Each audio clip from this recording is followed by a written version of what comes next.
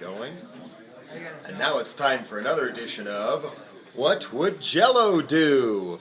And we are here to celebrate the long overdue decriminalization of cannabis in Colorado. And what do you know? Has the sky fallen? It sure doesn't look like it, does it? This is what retail cannabis looks like at Medicine Man, which you can see, although you can't see it on the picture, at the sign of the Green Cross.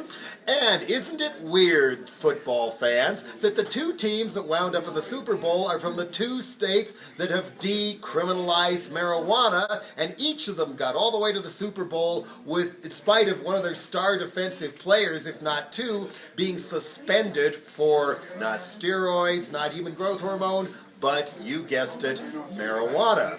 And so, as we go over here, this is the medical side, and come on in, Pete, here we go.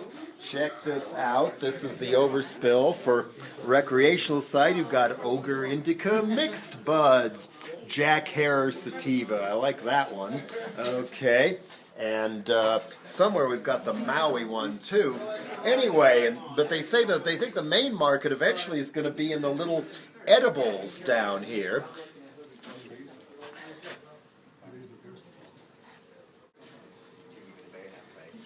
And they can't really tell you what is supposed to cure what, or they would be guilty of practicing medicine without a license.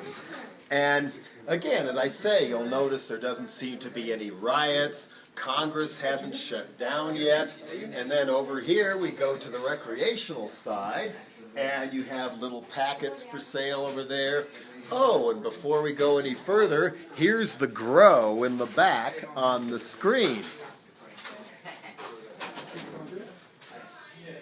To which we can only say, wow, dude. But now, here's the rub.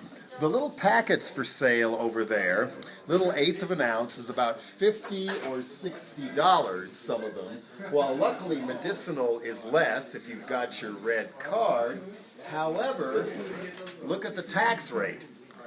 That doesn't bother me in itself if they just do the same with alcohol or cigarettes or something like that, but clearly singling people out, which also meant in the state of California, when President Barack suddenly started attacking medical marijuana, the state of California lost $100 million in revenue.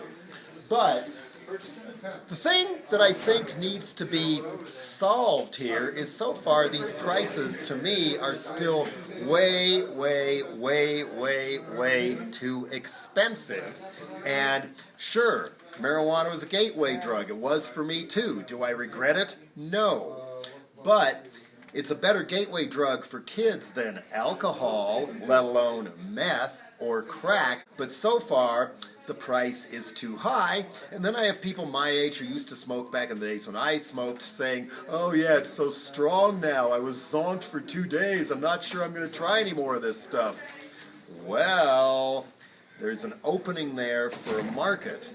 Why not, in addition to all these strains grown and bred like fine wine, how about bringing back good old-fashioned cheap-ass skunk weed? The kind that I tried to sell in my 1 week of attempting to be a pot dealer in high school for $17 an ounce, not an eighth of an ounce. And then, I'm being watched here. There's the NSA. Anyway, and then got undercut by another guy selling the same amount for $15, and I gave up. But now that would go for hundreds and hundreds, and it shouldn't. You know, there should be a separate market for cheap, not so strong marijuana for people who only want to get a little high, just getting used to it. Why the hell not? Great marketing opening for somebody out there. Think about it. Bring back cheap weed.